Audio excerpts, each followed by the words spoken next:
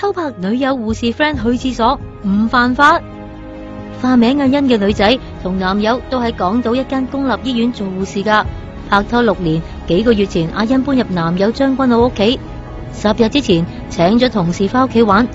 到第晚，阿欣想自拍彈吉他片放上網啦。咁我見手機入邊冇卡，冇我就即係好隨便咁喺櫃桶就攞咗一張，我用完之後咁諗住將啲膠擺入電腦入邊，咁就發現咗嗰位女性朋友疑似嘅一個片段有2條嘅，好多時人都話唔知道自己被攝錄嘅。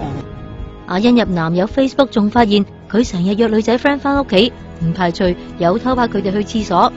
阿欣嬲到即刻分手，之後幾日男友係咁 SMS 箍煲，話係一時貪玩，掙扎咗好耐啦。阿欣最後報警，因為驚有更多人受害。點知原來喺私人地方裝攝錄機偷拍客人去廁所係唔犯法㗎。即係根本警察喺現行呢個法例嘅一啲灰色地帶底下，其實佢哋根本冇權去調查呢個案件。即係佢都好坦白話，佢都冇權去拉呢個人翻嚟，佢只能夠邀請佢翻去負責調查。哇！咁下次去朋友屋企去廁所嗰陣，咪要扮擺人牆？